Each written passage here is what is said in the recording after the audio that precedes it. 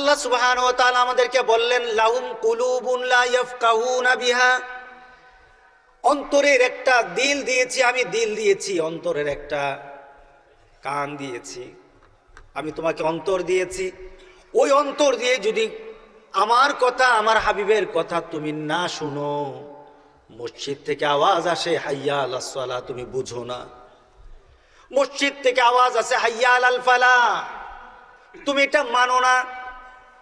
মসজিদ থেকে কথা বলা হয়, সকালবেলা তোমাকে বলা হয় আসসালাতু খায়রুম মিনান নাওম, বলা হয় কিনা? আমাদের কান দিয়ে যায়, দিলে যায় না। মসজিদের আওয়াজগুলি শুনতে পাই, মুয়াজ্জিন আমাকে প্রতিদিন ডেকে ডেকে বলে হাইয়া আলাস সালাহ, হাইয়া আলাস সালাহ, নামাজের দিকে আয়, নামাজের দিকে আয়। আবার আল্লাহর কথা মুয়াজ্জিন আমাকে শোনায় হাইয়া আলাল ফালাহ, নামাজ পড়বি যত কল্যাণ হবে তত তোর দুনিয়াও ভালো হবে, আখিরাতও ভালো হবে। আজকে আমি একটু বিকালবেলা একটা জানাজা আসছে একটা যুবকের, পরিবার থেকে আমাকে বলা হলো হুজুর আপনি তো জানাজা পড়াবেন না, ছেলেটা নামাজ পড়তো না। আমি বললাম সিদ্ধান্ত আপনারা দিয়েছেন, আমি পড়াবো না। আগেই বলেছি নামাজ না পড়লে জানাজা পড়াবো না। হুজুর কাউকে দিয়ে দিয়েন, জানাজা পড়ায় দেব। আমি বললাম ঠিক আছে। আসরের পর এতগুলি মানুষ সবাই তাকায় আছে আমার দিকে। আমি বললাম না।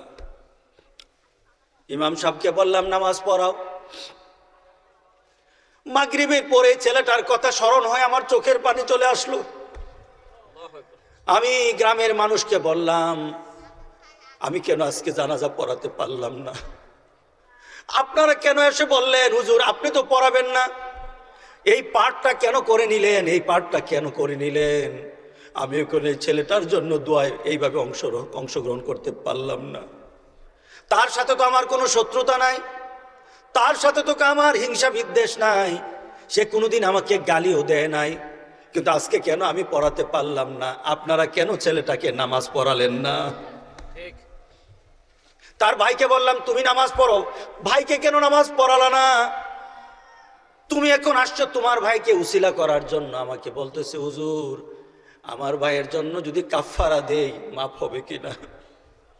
আমি বললাম গোটা পৃথিবী বিক্রি করলো, তোমার ভাইয়ের এক ওয়াক্ত নামাজের একটা সেজদার কাফারা হবে না। আজকে আমরা এমন হয়ে গেছি, মসজিদ থেকে প্রতিদিন আমাকে ডেকে ডেকে বলে হাইয়া আলাল ফালাহ, হাইয়া আলাল ফালাহ। এটা বিশ্বাস হয় না। কিন্তু কোনো ব্যক্তি এসে যদি বলো ভাই তোরা এই দেব সেই দেব, এটা বিশ্বাস হয়।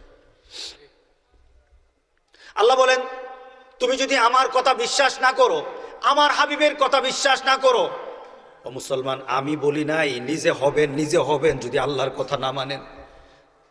তোমাকে অন্তর দিলাম, অন্তর দিয়ে বুঝলা না, কান দিলাম, ওই কানের কথা আওয়াজটাকে অন্তরের ভিতরে ঢুকাইলা না। দুটা চোখ দিলাম, চোখ দিয়ে আমার সৃষ্টি জগৎ দেখলা কিন্তু আমারে চিনলা না। তুমি তো মানুষ না। আল্লাহ বলতেছেন তুমি মানুষ না। উলাইকা কাল আনআম, উলাইকা কাল আনআম। আল্লাহ বলতেছেন এরা হলো পশুর মতো। এখন যদি আপনাকে বলি আপনাদের গ্রামে আল্লাহর কথা অনুযায়ী মানুষ বেশি না পশু বেশি? রাগ করতেছেন? আল্লাহ বলতেছেন যারা আমার হুকুম মানে না, অন্তর দিলাম আমার হুকুমকে উপলব্ধি করে না, আমার বিধানের কথা শুনে কিন্তু মানে না, আমার সৃষ্টি জগৎ দেখে কিন্তু আমারে চিনে না, আমার হাবিবকে চিনে না, তার হলো পশুর মতো। কার মতো বলেন? পশুর মতো। রাগ করবেন না? হুজুর দাওয়াত দিয়ে আনছি পশু কোনের লেগে, খাওয়াইতেছি আবার। আমি বলি নাই, কে বলছে বলেন? যে ছেলেটা আজকে মারা গেল, নামাজ আদায় করলো না, নামাজ পড়লো না, তার পরিবার বলতেছে নামাজ পড়ে নাই হুজুর। বলেন তো দেখি তার আখেরাত কি নামাজির মতো আখেরাত হবে নাকি বেনামাজির মতোই হবে? বলেন না, কথা বলেন না। বেনামাজির মতো কবর হবে তার, বেনামাজির সাথে হাসর হবে তার। নামাজ শুধু ইমান আনলেই, নামাজ না পড়লেই ইমানদার হওয়া যায় না। ইমান আনলাম মানে কি? ছোট ছোট বাচ্চাদেরকে পড়ানো হয় আমানতু বিল্লাহ, পড়ো না তোমরা বাচ্চারা? আমানতু বিল্লাহ কামা হুয়া বিআসমাইহি ওয়া সিফাতিহি। ছোট ছোট বাচ্চারা পারো কি না এটা? কি এর পারবো? পোলাপানে বাপও ঘুমায়, মাও ঘুমায়, পোলাপান পড়বো কোত্থেকে? হ্যাঁ ঠিক না? বাপে উঠে না, ছেলেও উঠে না, মেয়েও উঠে না, সকালবেলা ঘুমায়, দাঁত পরিষ্কার করে আর নাস্তা খুঁজে। কিন্তু আমাদের সকাল মোমেনের মতো হতে হবে। মোমেনের সকাল ঘুম থেকে উঠবে, উজু করবে, নামাজ আদায় করবে। কথা ঠিক আছে কিনা বলেন? এটা হলো মোমেন। নাম কি? ওই যে জেহাদি একটু ওয়াজ করে গেছে, মোমেন মোমেন কানে লেগেছে। একটু মোমেন হতে রাজি আছে কিনা সবাই? কারা কারা রাজি? আল্লাহ কবুল করুক। জোরে বলেন আল্লাহুম্মা আমিন। মোমেন হওয়ার জন্য কত বয়স লাগে? হ্যাঁ, বয়স লাগে না, বয়স লাগে না। দেখা যায় আপনার গ্রামে এমন লোক হতে পারে বুড়া হয়ে গেছে, নামাজ পড়ে না। এমন বুড়া বুড়া আপনার গ্রামে নাই? আবার এমন যুবক আছে, যুবকটার বয়স এখনো 15 হয় নাই, কিন্তু মসজিদে রেগুলার আসা যাওয়া করে। আছে কিনা বলেন? এই ছেলেগুলি মাদ্রাসার নাকি? দাঁড়াও,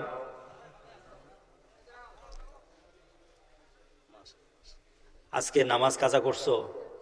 আজকে নামাজ কাজা করছো? ছেড়ে দিছো? জামাত ছাড়ছো? গত 1 মাসে একদিন নামাজ ছাড়ো নাই, 1 ওয়াক্ত নামাজ ছাড়ো নাই। এই ছোট্ট ছেলেটা বলতেছে আমি 1 ওয়াক্ত নামাজ ছাড়ি নাই। যারা নামাজ পড়ে না তাকায় দেখেন তাদের দিকে। ছোট্ট ছোট্ট বাচ্চাগুলি সেজদায় পড়ে আল্লাহকে খুশি করে। সকালবেলা আপনার যেমন আরাম আছে তারও আরাম আছে। আছে কিনা বলেন? চোখের পানি আসে না, চোখের পানি আসে না। একদিন এমন ভাবে কাঁদবেন, আল্লাহর দরবারে এমন ভাবে কাঁদবেন, হাসরের ময়দানে আল্লাহর কাছে বলবেন মাবুদ সামনে দুজকটা দেখবেন। মরার সময় সামনে দুজকটা আল্লাহ ঝুলাইয়া দিবে। এখনো মরেন নাই কিন্তু দুজক দেখবেন। আমরা দুজক দেখবো না, জান্নাত দেখবো। বলেন আমরা জান্নাতটা দেখতে চাই আমাদের চোখের সামনে। যদি নামাজ ঠিকভাবে আদায় করি, আল্লাহর হুকুমটা মেনে নেই, কেউ কিন্তু কারো শত্রুতা করে না। করে নাকি বলেন? আপনার গ্রামে নামাজিরে কেউ খারাপ বলে নাকি? বলেন না? কিন্তু বেনামাজি যখন হয় মনে মনে হলো তার জন্য একটা দুঃখ আসে, আরে নামাজ পড়ে মূল্যি না। ঠিক। ছোট্ট ছোট্ট বাচ্চাগুলি যদি নামাজ পড়ে সেজদা দেয়, আপনি বুড়া হয়ে যান, কিভাবে নামাজ ছেড়ে দেন? আমাদের গ্রামে একটা লোক ছিল খুব বুড়া, বয়স 90-এর মতো। আমি কোনো সময় তারে মসজিদে দেখি নাই। হ্যাঁ আছে আছে আছে। আমি তার সাথে করুণার সাথে তাকিয়ে থাকতাম, কারণ তারে বুঝাইলে তো কাজ হবে না। কারণ 90 বছরের বুড়ারে কিন্তু বুঝান জানা। হ্যাঁ, এতে যে বুঝছে, যেই বুঝা বুঝছে এটা নিয়ে কবরে যাবে। কিন্তু যুবকগুলিকে যদি বুঝানো যায়, কাদা পানির মতো, কাদার মতো তাদেরকে কিন্তু জান্নাতি বানানো যায়। আজকে দেখুন গোটা বাংলাদেশের যুবকদের একটা পরিবর্তন আসতেছে, আলহামদুলিল্লাহ বলি। বুড়ারে কিন্তু নামাজ পড়ানো যায় না, কিন্তু এখন যুবকরা ঝাঁকে ঝাঁকে মসজিদে ঢুকতেছে। আমি গতকাল কুমিল্লাতে কান্দিরপাড় একটা সুপার শপে ঢুকলাম, একটু কিনে গাড়িতে উঠবো। এমন সময় দুইটা ছেলে, এই ধরনের দুইটা ছেলে এসে আমাকে ধরলো। তো আমাকে দেখি সে তার মোবাইল থেকে আমার একটা ছবি বের করলো। হুজুর এটা আপনি না? আমি মিলে দেখ দেখ মিলে। হুজুর আপনার একটা আলোচনা শুনতেছিলাম একটু আগে, আপনিও সামনে পড়লেন। হুজুর দোয়া করবেন আমি যেন দিনকে আঁকড়ে ধরতে পারি। ছেলেটা কতটুকু কোয়ালিটি, ছেলেটা বলতেছে হুজুর আমি বিসিএস, আমরা দুজনে বিসিএস দেব, আমরা বিসিএস দেবো, আমরা মাস্টার্স পাস করেছি, আমরা বিসিএস দেব। আমি বললাম দোয়া করি আল্লাহ যেন তোদেরকে দিয়ে আমাদের সমাজের কর্তৃত্ব নেতৃত্ব করার মর্যাদা আল্লাহ দান করে দেয়। ছেলেটা প্রশ্ন করলো আমাকে অনেক বিষয়ে। একটা ছেলে বলল হুজুর একটা প্রশ্ন করে, আমি চুপ করো। একটা প্রশ্ন করলো, এটা দিনের ব্যাপার একটা প্রশ্ন করলো, একটা ব্যক্তি সম্পর্কে একজন প্রশ্ন করলো। আমি চিন্তা করলাম আজকাল এই যুবকগুলি সমাজের মধ্যে খারাপ পথে চলার কথা ছিল, আর এই ছেলেগুলির কলিজার মধ্যে আল্লাহ কোরআন ঢুকাই দিতেছে। আপনার সন্তান নামাজ পড়লে আপনার চোখের পানি চলে আসবে, ঠিক না? আপনার সন্তান যখন আপনার আগে মসজিদে যাবে আপনার চোখের পানি চলে আসবে। আপনি মনে মনে এই চিন্তা করতে পারবেন, আমার ছেলে আমার মরার পরে আমার জন্য দোয়া করবে। যদি এই চিন্তা আমার মধ্যে না আসতে পারি, না আনতে পারি, তাহলে মনে রেখে দিন আপনি কিন্তু মানুষের কাতারে নাই, আপনি পশুর কাতারে। ঠিক আছে কিনা বলেন? শাসটলে বসে থাকে কিন্তু মসজিদে বসে না। হ্যাঁ, আলহামদুলিল্লাহ আপনি মসজিদে বসেন না, কিন্তু বর্তমানে যুবকরা কিন্তু এখন আর বসে নাই, মোবাইলে আর গান দেখে না, মোবাইলে এখন ওয়াজ শুনে আর পরিবর্তন হয়, ঠিক না?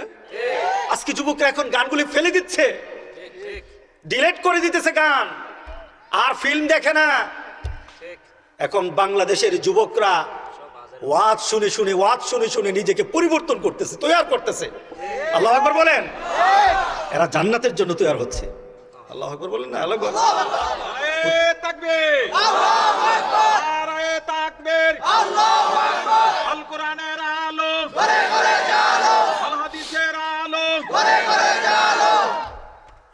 যাদের সন্তান হয়েছে, যাদের সন্তান আছে, আপনি একটু সন্তানটার দিকে তাকিয়ে একটু চিন্তা করবেন, আমার এই সন্তানটা আমার কলিজার টুকরা, আমার এই সন্তানটার দিকে তাকালে আমার ভালো লাগে।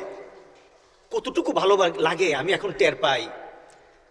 আমার আব্বা যখন অসুস্থ হতো না, খুব বেশি অসুস্থ হয়ে গেলে সবাই তো আসতো, মুরিদান এলাকার ডাক্তার সব চলে আসতো, কিন্তু আব্বা খেলে আমাদেরকে খুঁজতেন, আমার ছেলেরা কোথায়, সারোয়ার কোথায়।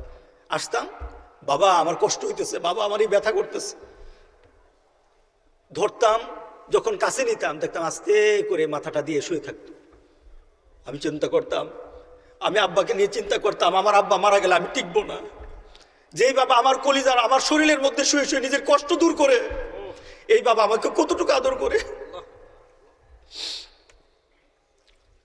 দোয়াটা কি করে গেছে আমার জন্য, আব্বা দোয়াটা কি করে গেছে। আব্বা বলছে আমি তোর জন্য এত কিছু দোয়া করি না, আমি তোর জন্য দোয়া করি আল্লাহ যেন তোকে একজন নেককার বান্দা বানায়।